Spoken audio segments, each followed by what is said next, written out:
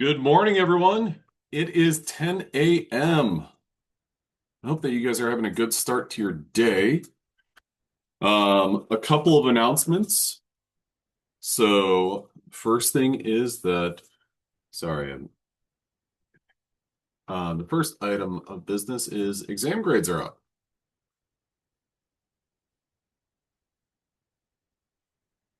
One thing that is waiting, if you took the exam remotely, then you can see your submissions as well as the correct answers. So you can basically look at the key.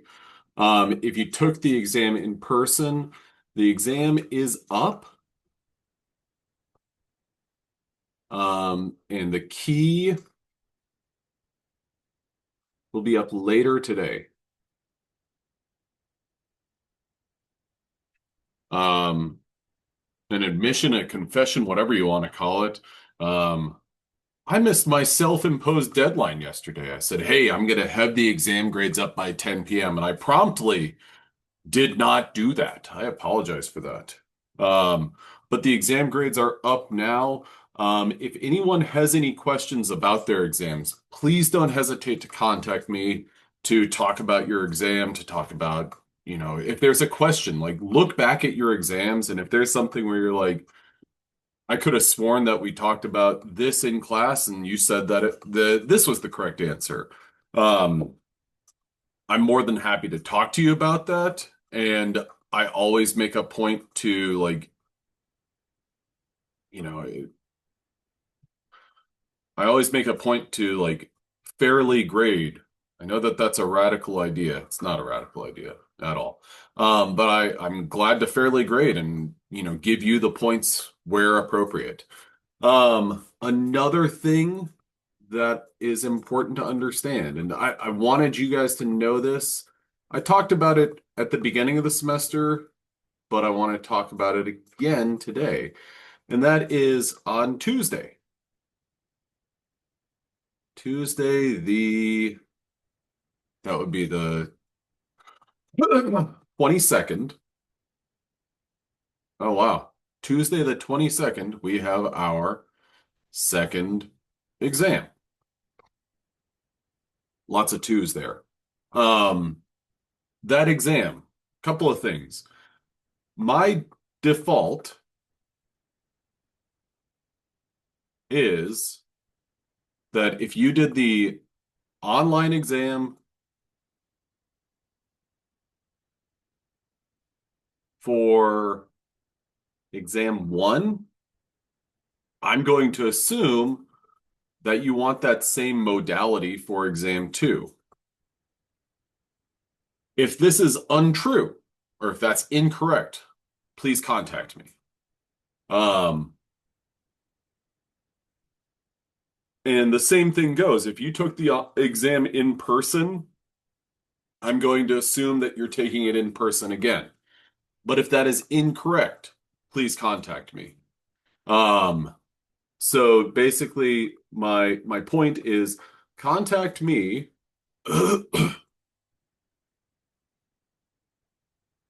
Joel, for exam modality changes.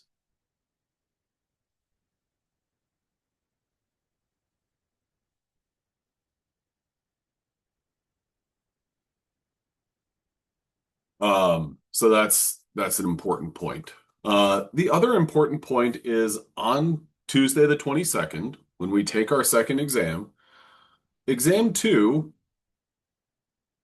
will be 30 questions,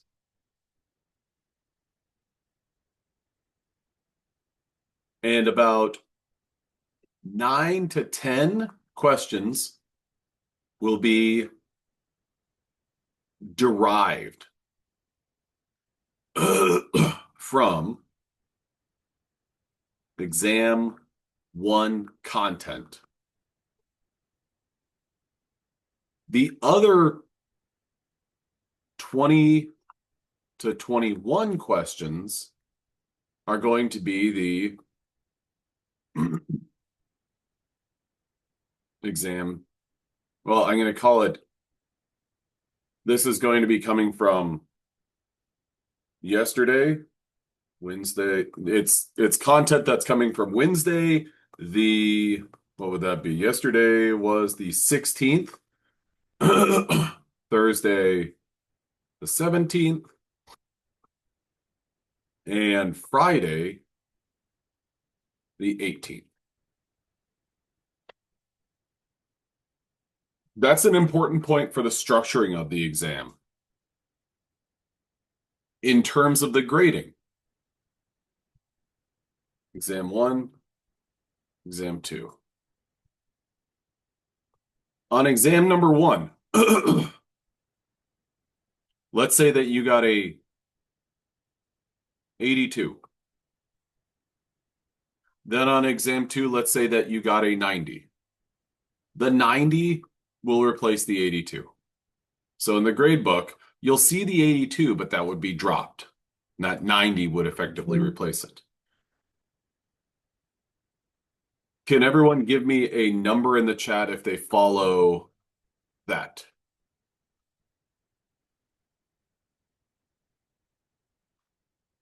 Cool. It's a great question. The final and exam two can replace exam one.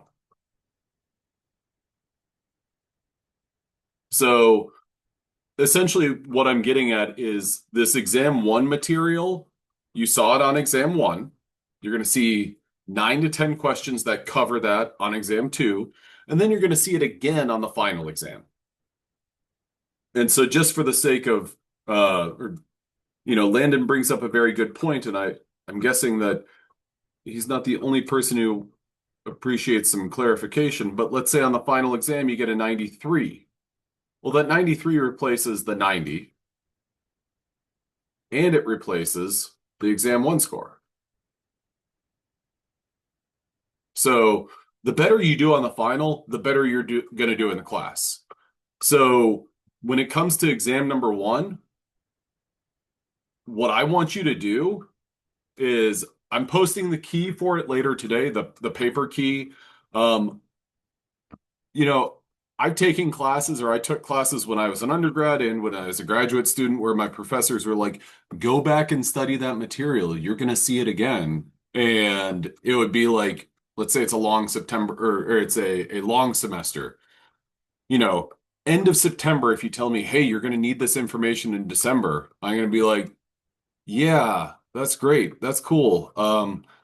But between now and then is October and November, and I need October information in October. So I'm going to put that exam away and I'm going to revisit in December. What I want you guys to do is I want you to look at exam number one before Tuesday. So then you can really kind of firm up and brush up on these 9 to 10 questions. And then after Tuesday, you can kind of set that information aside and be like, okay, I'm going to revisit that, but not right now. Can you give me a letter in the chat if you follow all that?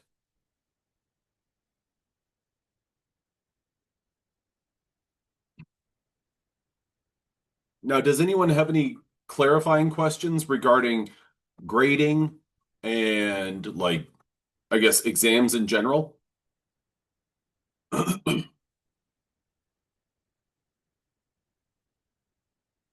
Okay. Like I said, if you want to change your modality, your exam modality, please contact me and I can do that very easily. If I don't hear from you, I expect that, or my expectation is that if you took the exam in person, you're going to take the next exam in person. I'm going to proceed with, this is the modality that you selected for exam one. You're going to continue that for two, three, and the final. If something changes, please contact me. Or if you would like that to change, contact me and I can make that change. But if I don't hear from you, I'm going to assume that everything kind of stays in place as is. Okay.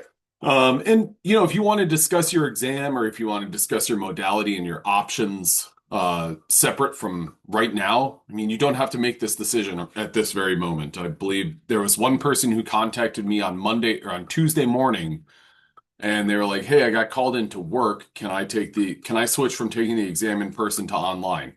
Sure. That's an easy solution, or to me, that's an easy problem to solve. I understand that for you, you're probably like, "Oh my gosh, I have to, okay, I have like 10 hours worth of stuff to do, and somehow I have to do it in 8 hours. Uh-oh, this is trouble." Um, at any rate, we're going to go ahead and proceed. And today, what we are talking about is intermolecular forces. Yes, Monday is going to be a review day for exam two, which I'm happy that you brought that up because I, it slipped my mind for a moment. Um, I am going to post a pre-recorded video because I have a doctor's appointment on Monday morning. And so my doctor's appointment should probably be over between 10:30 and 11. Um, I will post a pre-recorded review, but I will also get on Zoom as soon as I'm done with my doctor's appointment and back home. And in addition to that, I'll do office hours basically anytime you want on Monday. Um, so I'll kind of accommodate that in two ways as best as I possibly can.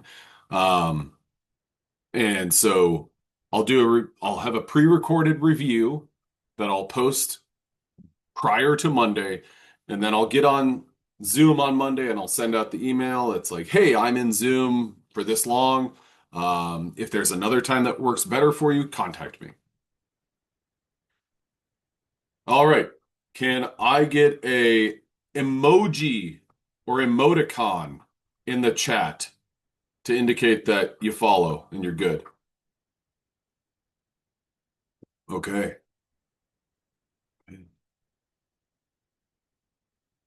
Okay, cool.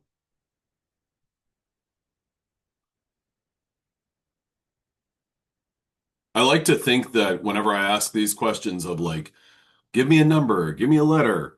There's some thought behind it, and you're like, I'm going to say the number seven because I like 7 Up. I'm going to say the number L because this guy's a loser. And now you're left to your own devices with the emoticons, and you're like, I want to express how happy I am. And so I'm going to do that. I don't know. Anyway, we're going to go on. We're going to talk about intermolecular forces. Now, the lecture yesterday was all about states of matter. And um, I think that our states of matter, solids, liquids, and gases, what's important to know about those is one, to know the kind of parameters. And what I mean by that is that a solid has a fixed volume and a fixed shape. Do solids have movement of the molecules that make them up? Yes. A very, very, very, very, very small amount of movement, but movement nonetheless. Now, do gases have movement? They do. Gases with their molecules, they have lots of movement. The reason that they have lots of movement, or the way that you know that, is because gases have no defined volume and no defined shape. Whenever I exhale, my breath, depending on how good or bad it is, well, actually, not depending, regardless of how good or bad it is, it will fill the space. If at the same time, like if I start crying, if I got really sad and started crying, my teardrops are going to take the shape of a teardrop as they run down my face, and then I'll collect them, and oh, they'll be in this container. And if I cry a whole lot, there will be lots of them. But the volume of that teardrop is not going to be something that's expanded or anything like that. It's got a fixed volume and a fixed shape. Now, with that in mind, one thing that I always think about to kind of illustrate that is I like to think about, well, a droplet of water.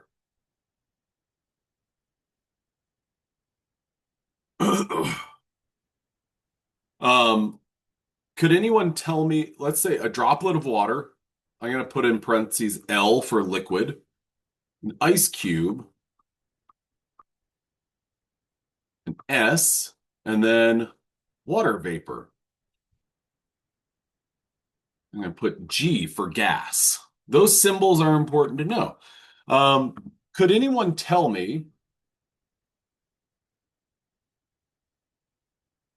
an ice cube?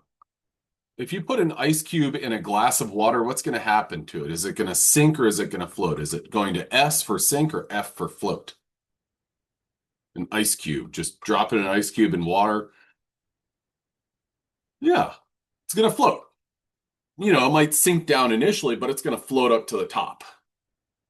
And that's the important thing about that is that an ice cube or solid water is less dense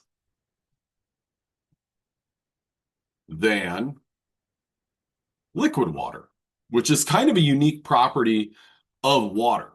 When it's in its solid form, it floats, it's less dense than when it's in its liquid form. Now, this all relates to inter and intramolecular forces. These forces right here, this little dotted line right here, is an example of an intermolecular force. And intermolecular forces are extremely important and powerful because, these are small forces, but there's tons of them. And whenever there's a small amount of something, but there's a lot of them, it's going to have a pretty big influence. So your physical state is going to be dependent on intermolecular forces. It doesn't matter how strong this bond is here or this bond is here. Instead, this intermolecular force right here, is that super strong, which pulls these two things together, or is it super weak and, well, they kind of drift away from one another? That's kind of at the heart of this sort of question. Now, we talked about dry ice, or I mentioned dry ice, CO2, double bond, lone pairs of electrons on each oxygen. Well, dry ice is if you go to the grocery store, which historically HEB has sold dry ice, that is solid CO2, which is kind of crazy because CO2, typically people think about it as a gas, especially in this context. I've exhaled, I've released that gas. Well, solid CO2 is your dry ice. And if you have it at room temperature, it's going to go straight from a solid to a gas. And a fair question as to why is rooted in its melting point and boiling point. So I'm Googling dry ice melting point, or MP. And I'm going to tell you what this is. So dry ice. Okay. Let's see. Yeah, I can copy that into a document. Perfect.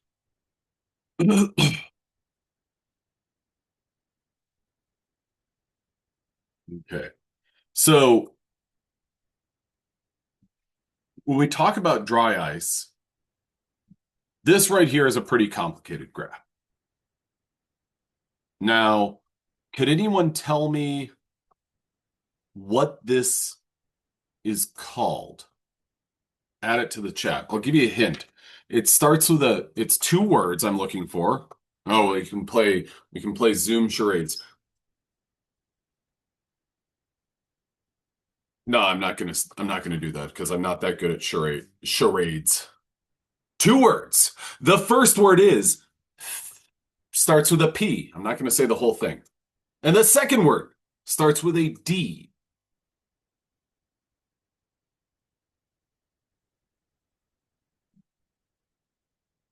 A little bit for I think what is a good place to look at your Y and X axis.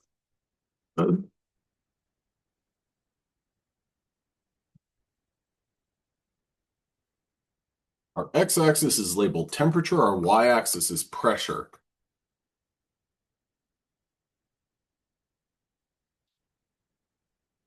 Okay, pressure, that does start with a P. Close.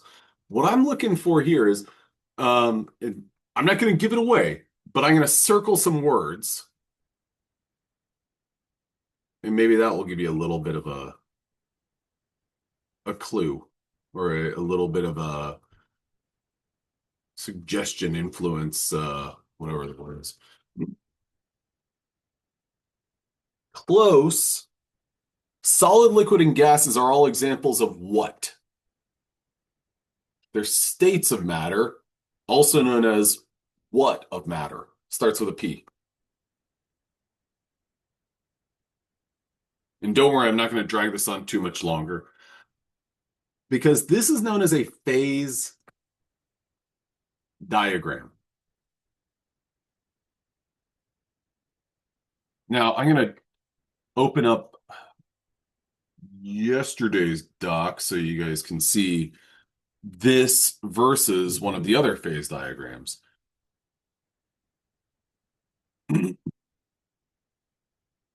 So the phase diagrams that we looked at in yesterday's lecture are a little bit, maybe they're less busy, I'll say. So this is a phase diagram, or one of the phase diagrams that we had in yesterday's lecture, where this shows solids, liquids, and gases. Now give me a number if you think, oh, I can see it, and give me a letter if you think, I can't see it. Those are like totally different things. It's a little bit of a stretch, but, and now let's see, can I share two screens at once? I don't think that I can. Here's a phase diagram for carbon dioxide. They're I'm not going to say, oh yeah, they're basically the same thing. Because this one's a lot busier. But thank you for going on that journey with me.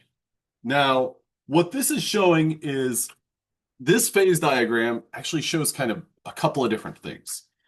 And I'm going to go back to full screen. What I want you guys to look at with respect to this is I want you to recognize not that, that, not that, pen, erase. Carbon dioxide, solid CO2, dry ice. Can carbon dioxide exist as a liquid? Yes, it can. Liquid CO2. And then gaseous CO2. Okay, so when we talk about, or what people are most familiar with when it comes to dry ice, is they are most familiar with getting a block of dry ice at HEB and throwing it on the sidewalk and watching it go from a solid to a gas. Done. Crossing this red line right here. Does everyone follow that? Add a number to the chat if you follow, or a letter if you don't follow that.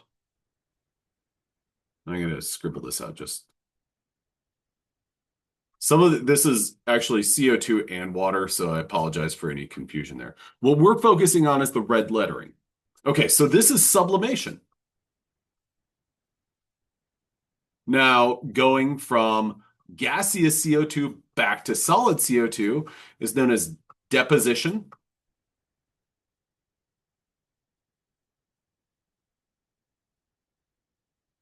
Going from a solid or from solid CO2 to liquid CO2, well, what is that called? Going from a solid to a liquid. Tell me that what that transition is known at. Known as, sorry. Melting. Yeah, you melt a ice cube into liquid water. Going from a liquid to a solid, freezing. And then a liquid to a gas is vaporization. I'm just going to label that as VAP. And then gas to a liquid, that is your condensation. Okay, so we've got all these different things that are taking place, and this is what CO2 does. Carbon dioxide, what we're most familiar with, and I'll pull this video up if I can get my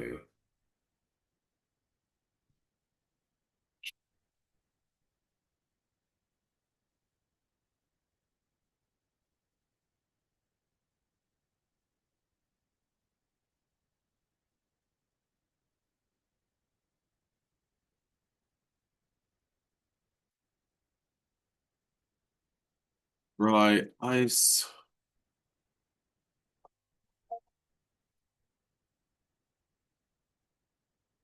Emu limo at your service. Emu limo at your service. Okay, great. YouTube. I obviously don't have YouTube Premium because I have ads.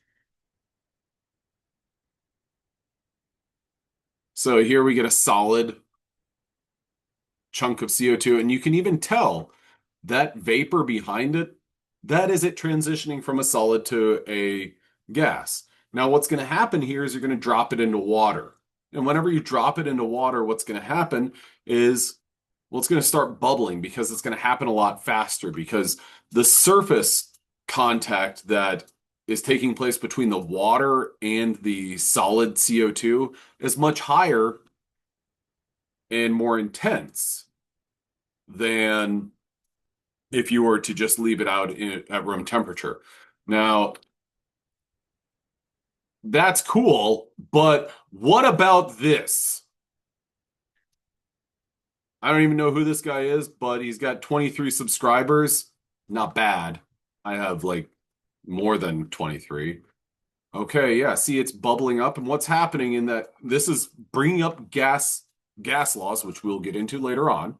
But what's happening in here? Well, gas is accumulating.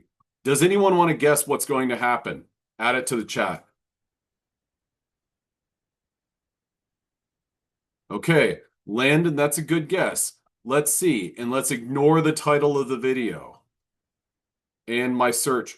Okay, maybe, maybe, maybe, maybe. Oh, live it up. Dang, look at that bottle. Look at that. That is intense. Why did that happen? Well, because gas accumulated in there.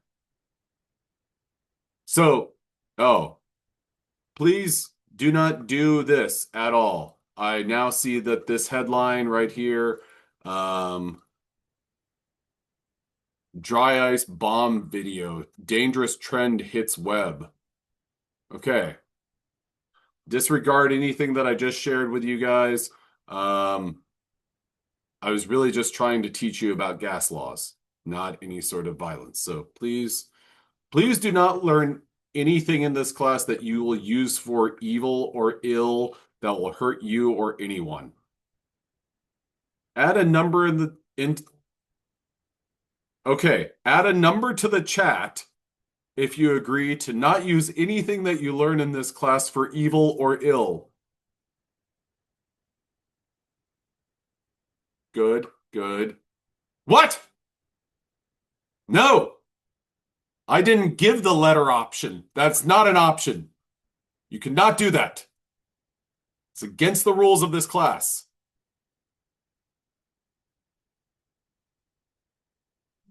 Okay. Okay. Okay. We're only using this for knowledge. Okay. But what's happening is we're seeing this dramatic change. And what's valuable there is that dry ice, that gas, that gaseous CO2, it accumulates and it fills that container. And at some point, what happens to that container? Well, the gas keeps accumulating, and it's like, well, I need somewhere to go. And the only way that it can get there is by bursting that container. So, can everyone give me a letter or a number? A number if you understand, and a letter if you don't.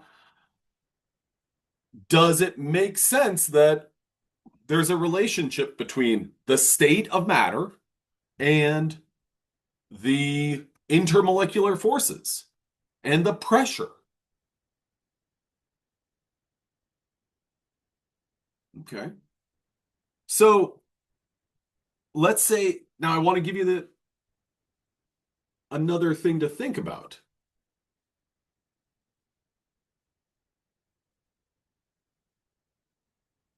Okay, so we saw that video with the person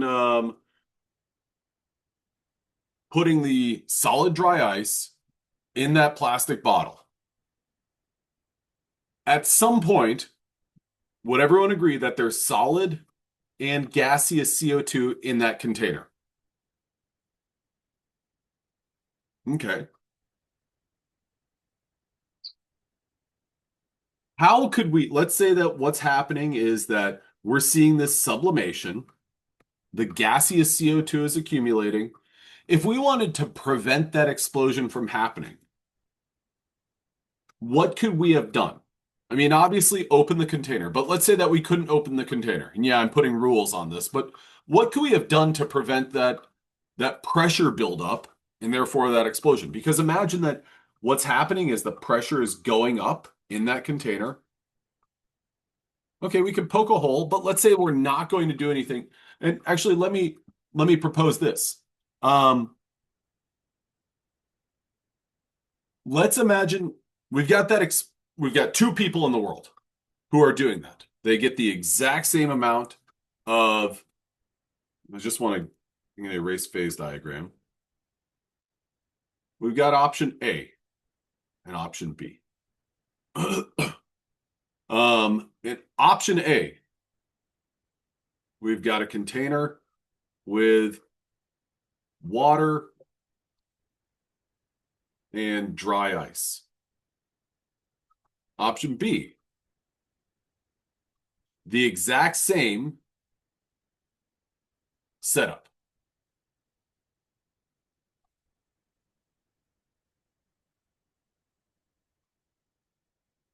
Okay, so there we go. The exact same setup.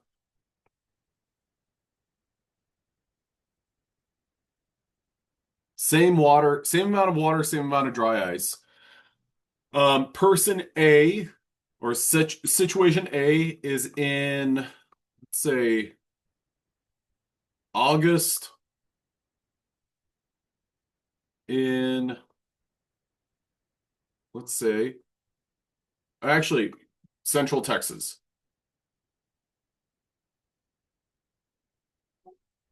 Option B is in Antarctica in August.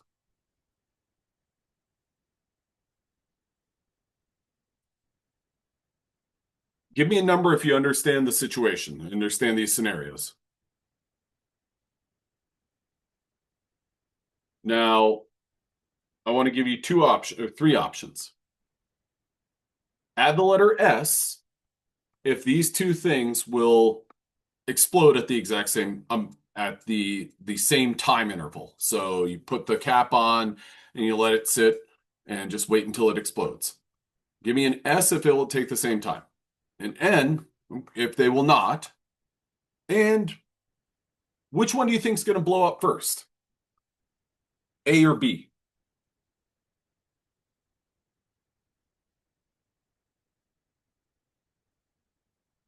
Chances are, most likely in Central Texas and in August, it's like what, 98, 99 degrees, 105 on the sidewalk, 150 if you're like on a asphalt parking lot and you're in high school band or something like that.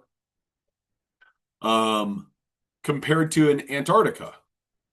What's it in Antarctica? Like, I don't know, negative 10 degrees Celsius. So we got a temperature difference there of 110 degrees. And so what that's going to mean is that this one over here, the solid to gas transition is going to go much slower. So the gas is going to accumulate at a lower rate. So I would put my money on A is going to explode first. Give me a number in the chat if you follow and understand that.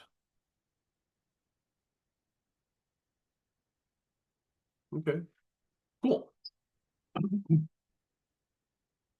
So this all relates to our intermolecular forces. Now, the forces that hold two different molecules together. There are three major intermolecular forces: dispersion, dipole-dipole, and hydrogen bonding. Of these intermolecular forces, hydrogen bonding is the strongest. Dispersion is the weakest.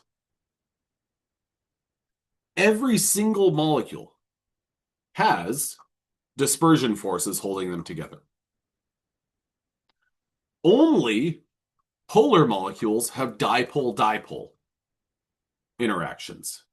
And only molecules with OH, NH, and FH have hydrogen bonding. So I want to give you an example.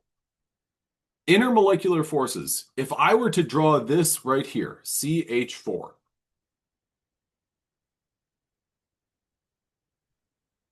give me the number response or numerical response to this. How many molecules, not atoms, how many molecules have I drawn or written?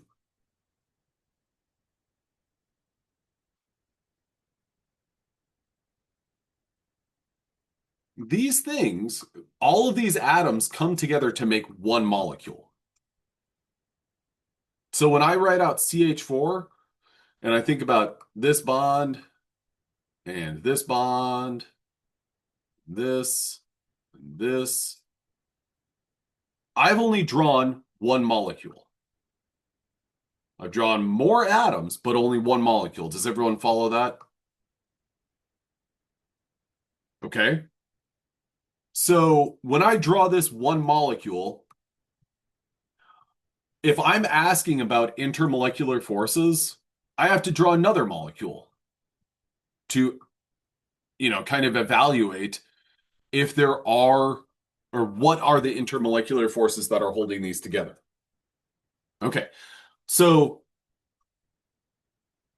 this right here, and actually what I'm referencing is this right here, inter and intramolecular forces.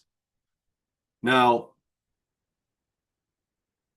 add to the chat, is this that I have the arrow pointing to, is this an inter or intra? So add ER or AR or RA, sorry.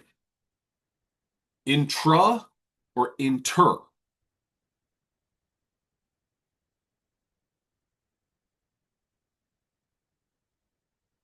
Right, this is an intramolecular force. Now, intermolecular forces are where I have my squiggle line. What is the intermolecular force that's bringing these two molecules together? Now, in order to answer that question, we have to kind of evaluate these two molecules. And I'm going to say 1, 2, and 3. My first question is, are these two molecules molecules? Yeah, they are. So, which types of intermolecular forces are relevant to these two molecules interacting? One, they both, or by virtue of them being molecules, they have dispersion forces that are holding these together. So when I draw this squiggle line right there, that's a dispersion force. Now, my follow-up question for that.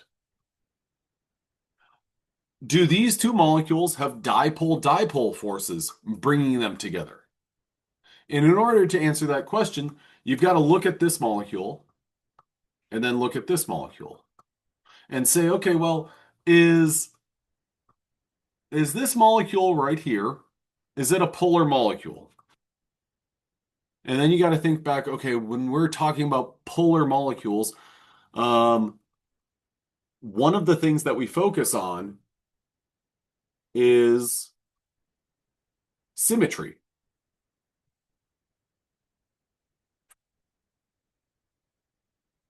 If a molecule has symmetry, it is non-polar.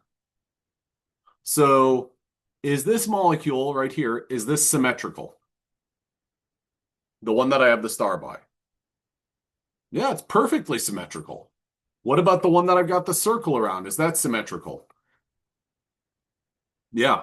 Okay, so would everyone agree that these are two symmetrical molecules? Awesome. Now, since these are two symmetrical molecules, they are both nonpolar. Whenever I draw this squiggle line between them, if these are both nonpolar, do we have dipole-dipole forces holding these two molecules together? No, we don't. Perfect. We do not. So 2 does not apply. Now, by 2 not applying, 3 also does not apply. The way that I think is helpful to visualize this is to say, okay, well, a molecule can have 1, 2, and 3.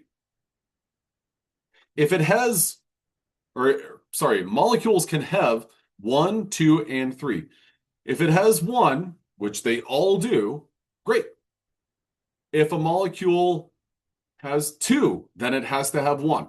If a molecule has 3, then it has to have 1, 2, and 3. Now, I want to draw another pair of molecules.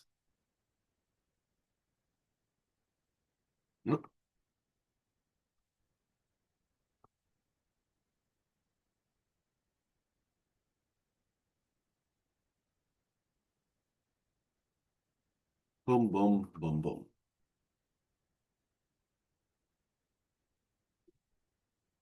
Water. 2 water molecules. Do we have dispersion forces holding these 2 molecules together? Yes, we do. They're both molecules. So 1 we've got. Can you tell me, is this a symmetric molecule or a symmetrical molecule? And don't be fooled by the way that I drew it. Think about these lone pairs of electrons. The best way to draw water doesn't look like this. The most accurate way to draw water actually looks like this.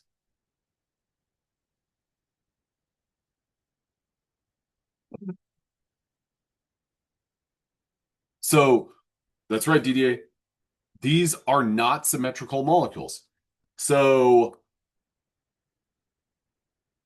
not symmetry. So since they don't have symmetry, that means they are polar molecules. Since they are polar molecules, do we have force 2 holding these 2 molecules together where that squiggle line is? Are there dipole-dipole forces holding them together? Yeah, absolutely. Okay, now last but not least, the question is, do we have hydrogen bonding holding these 2 molecules together? And let's look at that definition. Only polar molecules, water's polar, with oxygen-hydrogen bond, nitrogen-hydrogen bond, and fluorine-hydrogen bond. Does water have an oxygen-hydrogen bond? Yeah.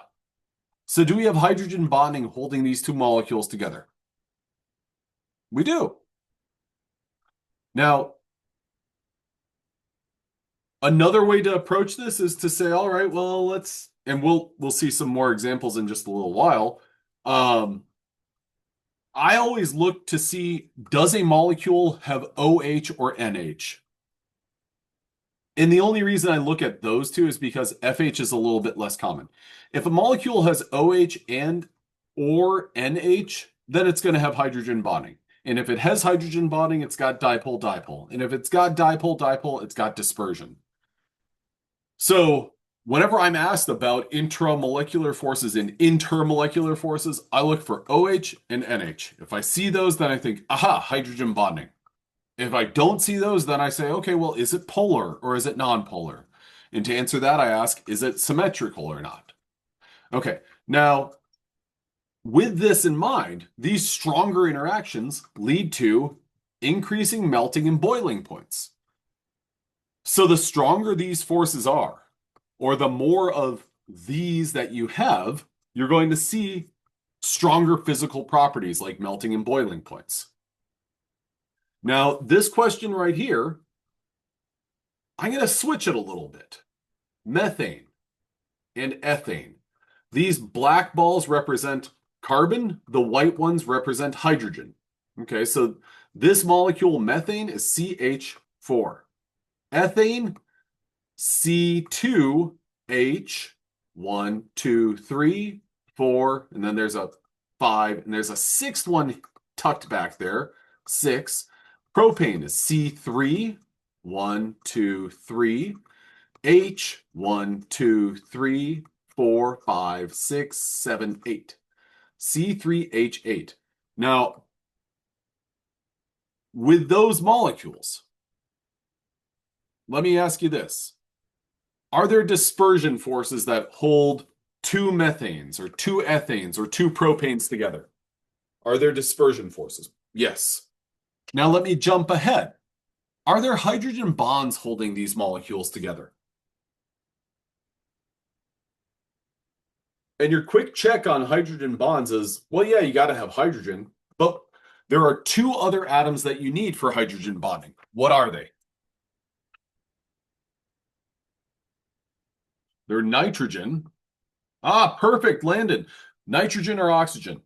Do any of these have nitrogen or oxygen or, and a little bit less common, fluorine? Nope, they don't. Since they don't have those, is there H bonding here?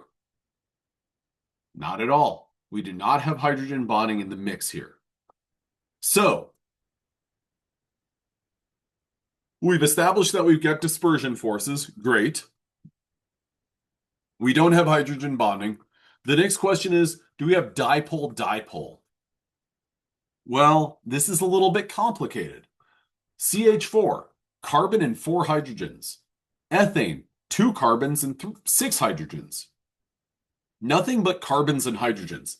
These are all non-polar because all of these molecules are completely symmetrical. So what that means, the only forces holding these together are dispersion forces.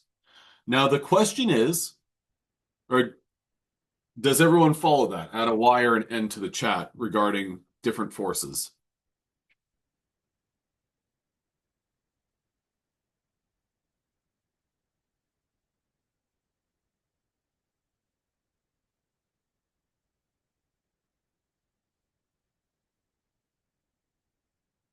So these only have dispersion forces because they are nonpolar. And there are no H bonds. It's a great question. So whenever we think about symmetry, one of the, I think a quick check is to say, well, think about symmetry when you're drawing something. Is it the same on the left as it is on the right? That's your first check. But obviously, when we talk about something like CH4, one of the things that's important in chemistry is, well, we're not talking about something drawn on a flat piece of paper. We're talking about something in 3 dimensions. So it adds a little bit of complexity. But when you have something that's a hydrocarbon, nothing but carbons and hydrogens, chances are it's going to be symmetrical.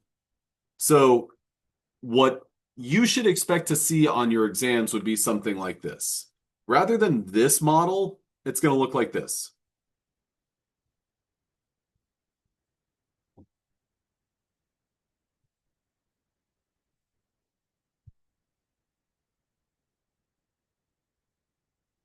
Okay. And if you were to cut it in half like this, and just kind of ignore, like if we cut it in half right here, straight through, is it hydrogens on each side of it, on the top and the bottom? Yeah. If you were to instead change the axis and say, all right, well, I'm going to cut it right down the middle. Is it the same carbons and hydrogens on the left as it is on the right? Yeah, it is. So that's the way that we tell that it is a symmetrical molecule. Does that make some sense? Okay, cool. So that is our check of polarity. Now, whenever it comes to dispersion forces are weakest.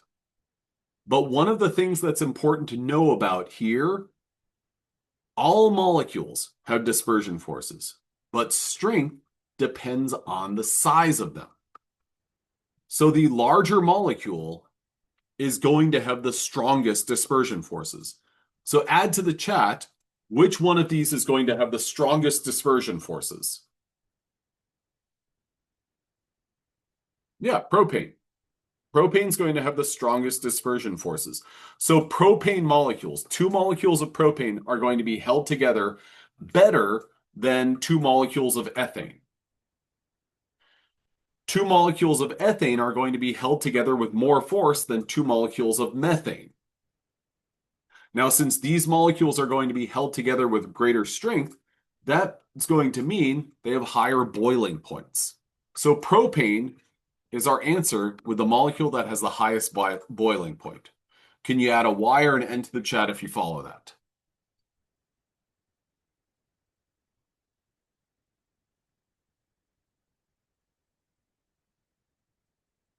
Okay, I'm going to go ahead and proceed. Because now what we're looking at is, well, which of these substances has the lowest boiling point? When we talk about Cl2, Br2, I2. Man, but let's think about this.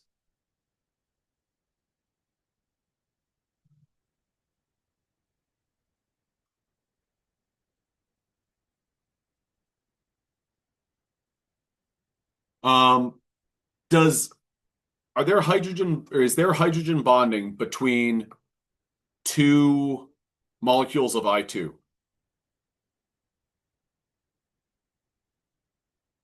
Nope, there's no hydrogen. Are any of these polar molecules?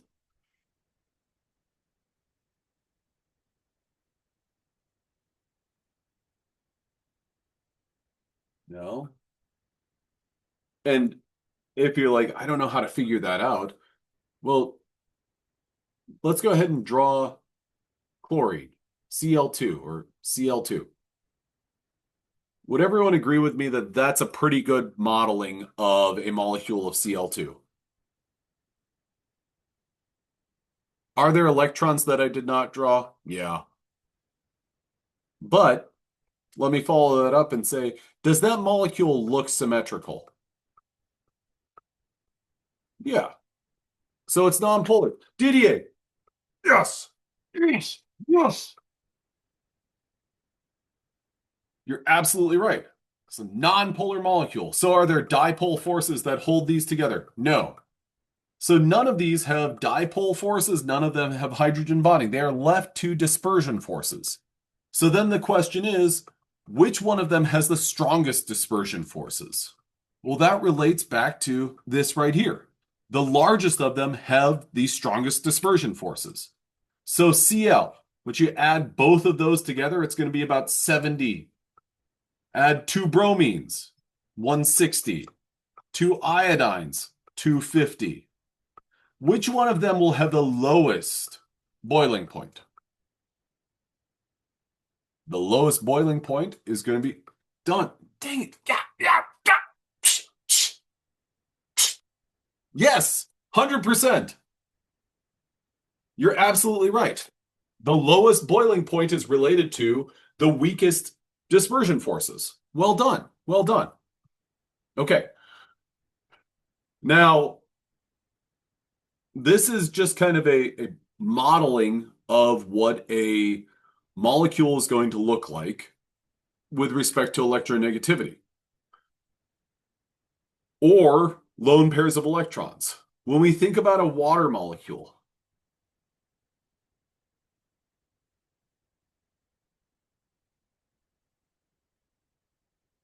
partial positive charge by the hydrogens. The more electron density is by the oxygens. Which substance here has the highest boiling point? Okay, okay. Now we're going to work through this. We've got three different forces that we need to account for. Dispersion, dipole, H bonding. Okay. What we're going to do is we're going to say 1, 2, and 3.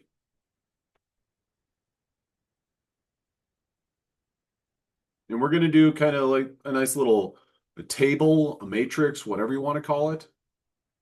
Boom, boom, boom. Okay. Let's go add a Y or an N to the chat. Does H2 have dispersion forces?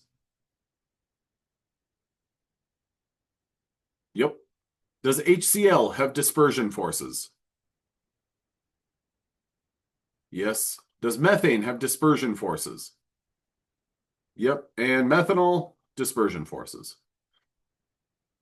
Okay, so we can't really evaluate these and say, oh, well, this has dispersion forces and this one doesn't, therefore this is stronger. They all have dispersion forces. Next up, H2. Does that have dipole forces? No, it does not. HCl. Does that have dipole forces? Ooh, this is kind of tricky. Oh, dang it, it's not. DDA said no, it does not have dispersion, or yes, it does have dispersion forces. You're absolutely right. It does have dipole forces. Good, Joel, come on, get it together. Methane. Does methane have dipole forces? No, it does not. Does methanol have dipole forces? Let's take a look at that.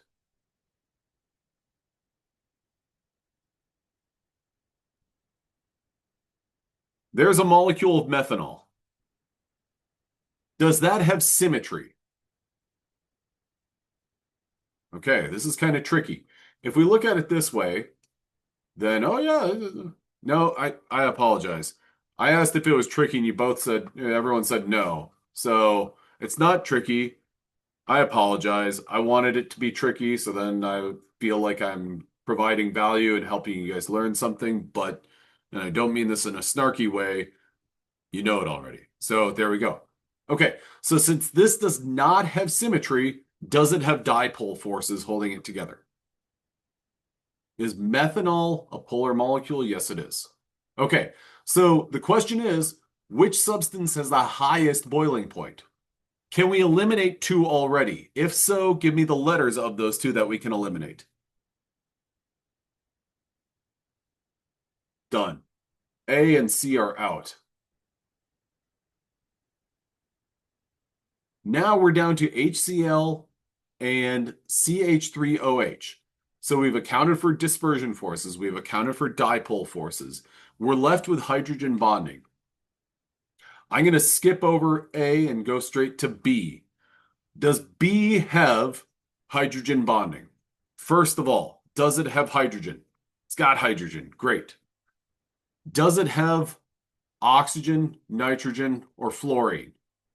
Nope, does not. So does this have hydrogen bonding? Does not. Methanol, not to be mistaken with menthol, the flavoring of cigarettes, some cigarettes. Does that have hydrogen bonding? Yes, it does, because it's got that right there. So which of these has the highest boiling point? A, B, C, or D? Dang. Great. This is fantastic. Awesome. Now give me a number on a scale of one being I have no confidence and three being I'm feeling pretty good about this. Where are you in terms of looking at a molecule and going through this process? DDA hits me with a 9. That's literally off the charts. I like it. So when it comes to doing this, everything has dispersion forces, or every pair of molecules have dispersion forces. What you need to ask is, is this molecule polar? And the way that you should think about this is if I give you a question that's like, hey, here's two molecules, they are polar. Then you know that they have dipole forces. Or, hey, here's two symmetrical molecules. Do they have dipole forces? Yes or no? And if the answer is no, they do not, well then they they do not have symmetry, then okay, we've got some indication that these are dipole molecules. And last but not least, and like I said previously, I tend to go to, is there hydrogen bonding? So let me show you my process. And yes, this is because I'm like 42,000 years old. I'm not really. 42. I know. I look like I'm at least, or I look like I'm no older than like 41, but I am 42. Um, so anyway, the way that I approach this problem is I might make this matrix, but I'm looking at, is there hydrogen bonding? And to answer that question, I look, oh, there's an OH. Done. Yes, it does have hydrogen bonding. Do any of these other have hydrogen bonding, or do any of these others have OH? No, they don't. They are out. So I'm going to go straight to this one because I'm asking, is there an oxygen and a hydrogen there? Now, if I see that, then I'm good to go. Okay, next up, we're going to solving solutes and solutions. If you've ever heard the term outside of this class or inside this class that water is the universal solvent, that means lots of things dissolve in water. Now, salt would be, if you're making a solution of salt water, salt is your solute and water is your solvent to make this solution, salt water. Now, there are different types of liquid solutions. There are carbonated beverages. This is a solution. If you go and get one of those sparkling waters or something, like a La Croix or a um, Kirkland Signature, if you go to Costco and get a carbonated beverage and you drink it and you're like, this tastes just like water with a small amount of flavor, but not as good as regular water. Then you have the take on sparkling water as I do, where I think, wow, you made water something that is very neutral. You made it not good. Thanks. And I remember one time hearing that it tastes like static. And I was like, that is 100% it. But if you get one of those, that is a solution. That is a mixture of a gas and water, or a gas and a liquid. The solute in a carbonated beverage is a gas. Now, a sugary beverage, the solute is, well, sugar. It's a solid that dissolves. Alcoholic beverages. Okay, if you like, let's just um an alcoholic beverage is going to be a mixture, a solution of a liquid, liquor, or I'll change that. Does anyone know it? Add it to the chat. What is the alcohol that is in an alcoholic beverage? I'll give you a hint. It starts with an E and it ends with an OL.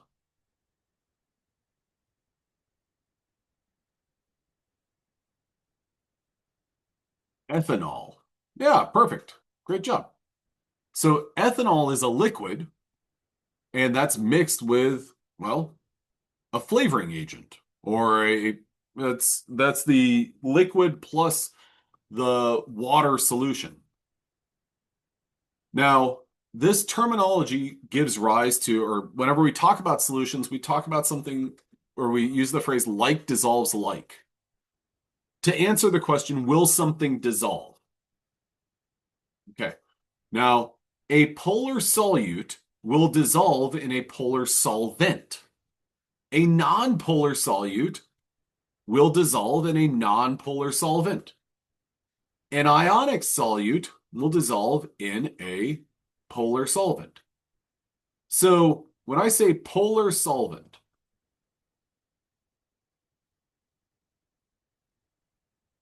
usually that's referencing water. But what's another example of a polar solvent? Well, another example of polar solvent would be a polar liquid. Ethanol, methanol, isopropanol.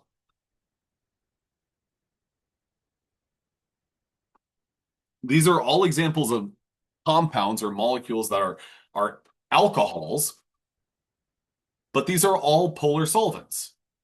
Um, Chances are you might have some isopropanol in your home. Does anyone know the common use or maybe the common name, the shelf name for isopropanol that you can buy at like HEB or something? And that's like the third or fourth time I've mentioned HEB today. But that's only because it's the greatest grocery store of all time. And in the event that you think I'm being facetious or something like that or joking around, I'm not. I've traveled. I've been to Kroger's. I've been to Albertsons. I've been to Piggly Wiggly's and Jewel Osco's, and they're nothing compared to HEB.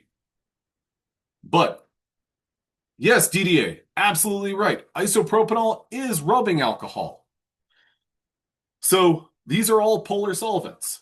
Now, if I asked you, hey, NaCl, I got some NaCl, add a Y or an N to the chat, will NaCl dissolve in ethanol?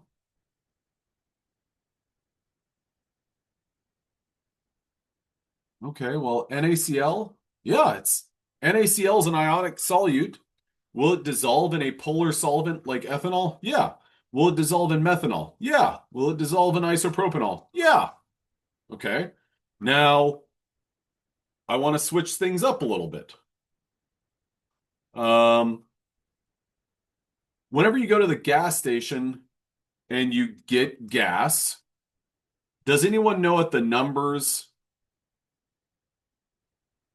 on the pump stand for or what they relate to? I'll give you a hint. It starts with an O.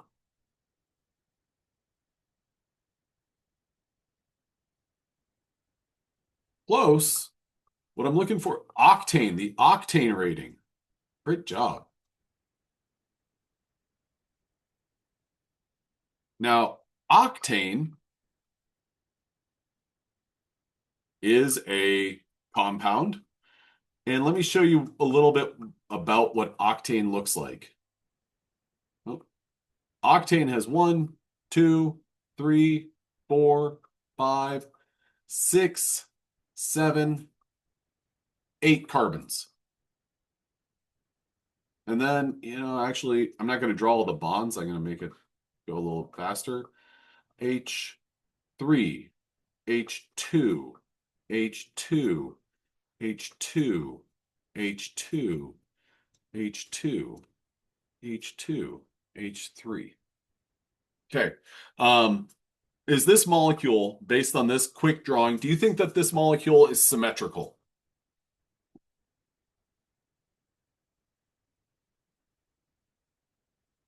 It's a hydrocarbon. It's nothing but carbons and hydrogens. Chances are this is a pretty symmetrical molecule. So what I mean by that is if you split the plane here, is it the same on the left and the right? It is. If you split the plane this way, is it the same on the top and the bottom? It is. So octane, symmetry, yes. So what does that molecule's symmetry mean with respect to its polarity? Is this molecule, Didier? Dang, you're absolutely right. This is non-polar molecule. Now my question for you is if I got some gasoline, will NaCl dissolve in there? No, it's not. You're absolutely spot on. This is an ionic solute, NaCl, in a non-polar solvent, octane. So it will not dissolve in there. What if I got H2O and I added some gasoline? Would I be able to make a solution of a liquid in a liquid? Y or N to the chat. If I just, if I had a glass full of gasoline and then I poured water into it, would those two things like mix and homogenize well? No, not at all. Because that would be a polar solute in a non-polar solvent. Okay, now Here we go. Which of these substances will not dissolve in water? Add your letter to the chat.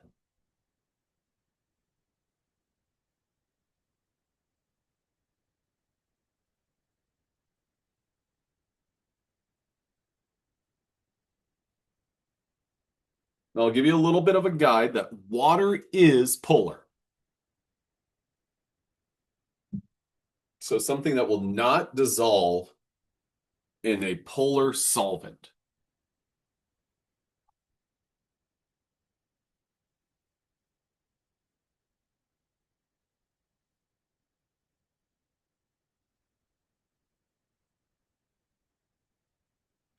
And if we look at these, if we break them down a little bit, ammonia. That looks like this.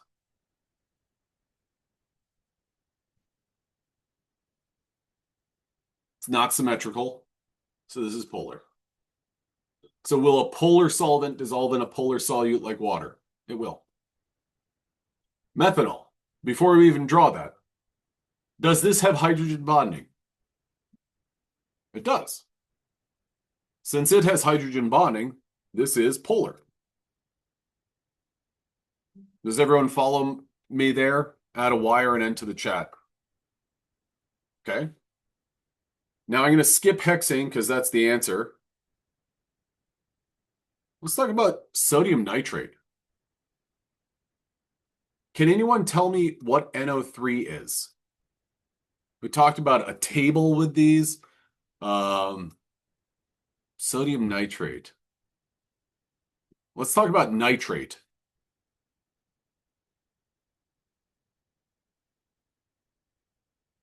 DD close, but NO3. This is what's known as a polyatomic ion. So by that being a polyatomic ion, this whole thing is an ionic compound. So will this ionic compound dissolve in water? It will. So our answer is hexane. Our only non-polar substance will not dissolve in an ionic or in a polar solution, solvent. Okay. Now, when we have these different substances, one thing that we have to keep in mind, or what is important to understand, is if something breaks down into ions in a solution, then an electric current will be able to flow through that solution. So what NaCl does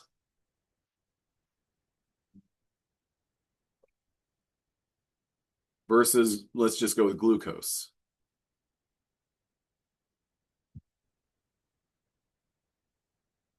Dissolve, dissociate.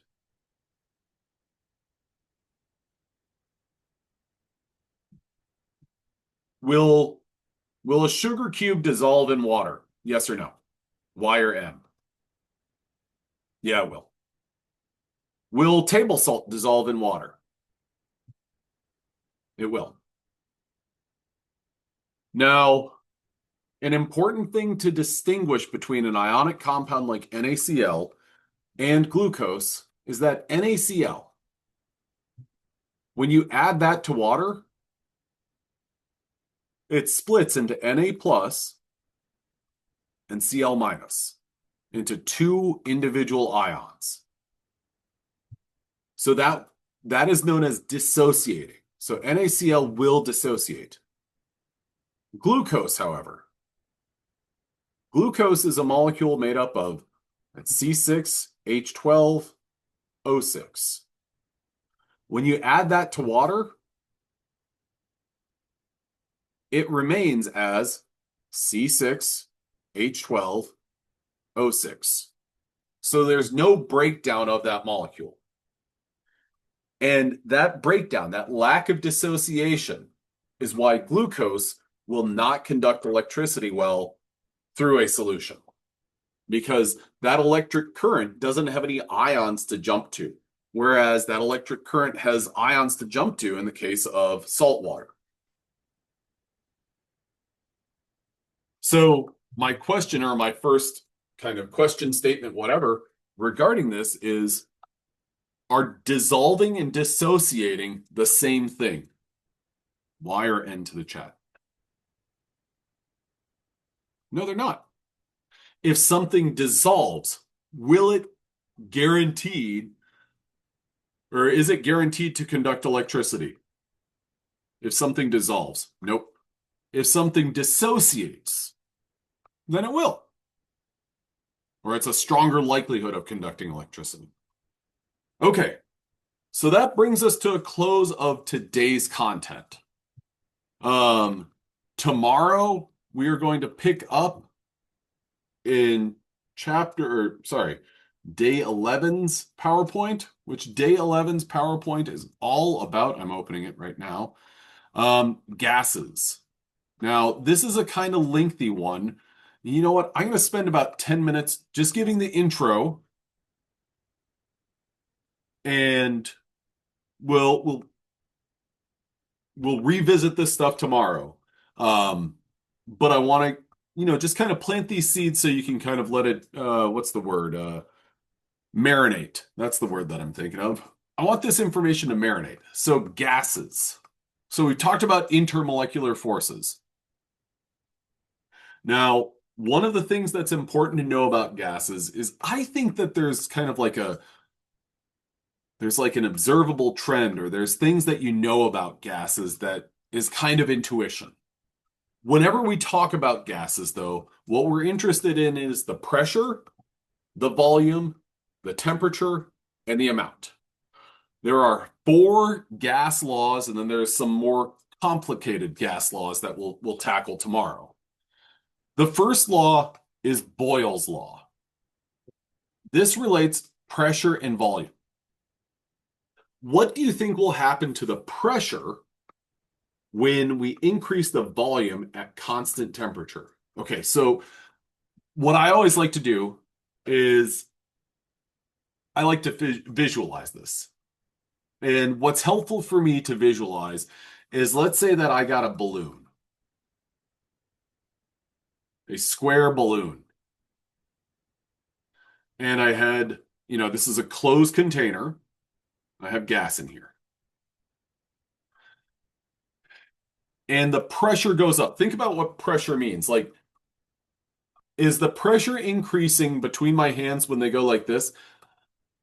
Or is the pressure increasing when I go like this? With my angry face as my... Yeah. So whenever my hands come together, the pressure is increasing. So what's happening to the volume within that space?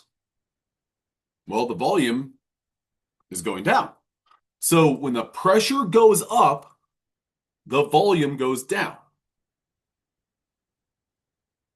Now, pressure right here is measured in atmospheres. In these 2 containers, in these 2 cylinders, our pressure has gone from 1 atmosphere to 2 atmospheres. We've effectively doubled or 2x'd our pressure. What has happened to our volume? Well, the visual here is it's gone down. Yeah. And it's basically been cut in half. Now, can you give me a Y or an N if... Oh, okay, I follow that.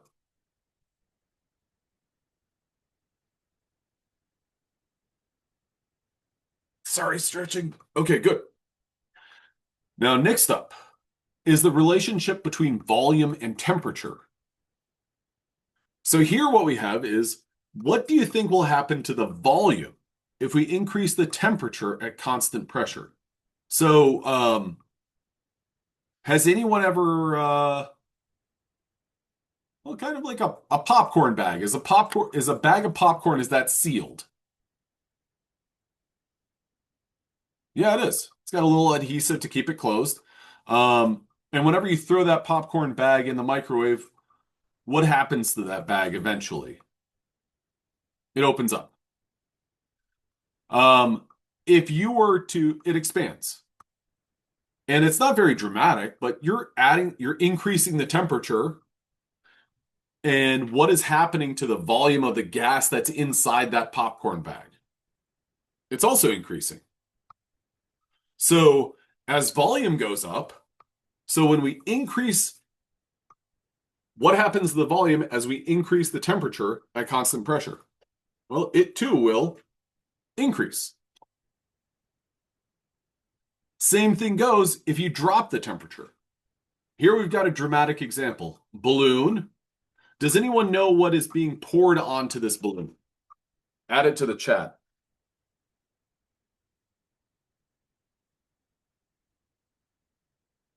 I'll give you a hint. It's a liquid. It's liquid. Starts with an N. And it ends with an nitrogen. Sure. So what I was asking was, what is the liquid being poured onto this balloon? You're right. Liquid nitrogen.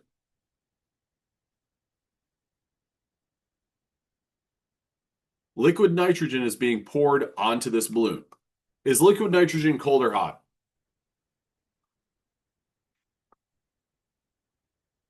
Liquid nitrogen is so cold that it kind of feels like it's hot if you get it on your skin. So the volume of the gas in our balloon here shrinks because our temperature drops. Now, when you're doing any sort of calculation related to this, you've got to make sure that your temperature units are in Kelvin. And we'll do these calculations tomorrow, but you got to make sure that's in Kelvin. So here what we have is, sorry. When pressure goes up, volume goes down. When volume goes up, temperature goes up. And vice versa. When volume goes down, temperature goes down. Or when temperature goes down, volume goes down. Next up is Gay-Lussac's law, which says that, or asks the question, what will happen to the pressure when the temperature is increased at a constant volume? So imagine this is where you're increasing the temperature, but the volume cannot go anywhere. Well, that temperature is going to, as we're increasing the pressure, if that volume is fixed, it's stuck, that temperature is going to go up. Last but not least is volume and amount. Avogadro's principle. What do you think will happen to the volume when we decrease the amount of gas at constant temperature? Or if we increase it? Here what happens is this person right here is adding more gas to this balloon. What's happening, or what happens to the volume of this balloon between here and here?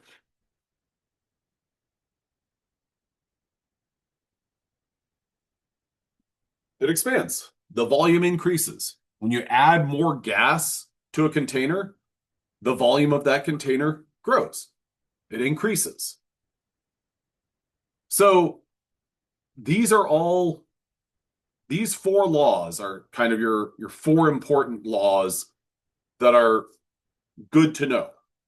Now, to sum them up, what I want you to do is I want you to think about when one goes up, other goes down.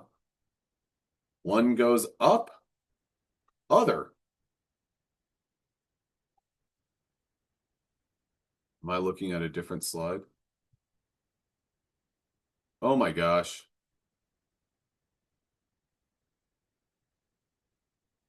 Well, I was. Thank you very much. Okay. Actually, you know what I'm going to do is we kind of talked it through. Like I said earlier, we're going to start with this stuff tomorrow. I want you to think about these gas laws as being kind of intuitive. And Um, when the pressure goes up, volume goes down, or sorry, yeah, volume goes down. When volume goes up, temperature goes up. When pressure goes up, temperature goes up. When volume goes up, amount goes up. Boy, that's embarrassing. Thank you for bringing that to my attention, but feared that it was a bit too late. Um, so it's kind of tough to come back from that, y'all. Okay, like I said, we're going to start class tomorrow talking about gas laws. Well, I appreciate Didier and Landon. Thank you guys very much for engaging and indulging and using your imaginations. Um, and yeah, like I said, we'll start class with gas laws tomorrow. Um, and yeah, that was a completely useless last like 10 minutes of class, kind of. But you guys use your imagination, so that counts. If anyone has any questions, you're welcome to hang around. Other than that, though, I'm going to stop my recording.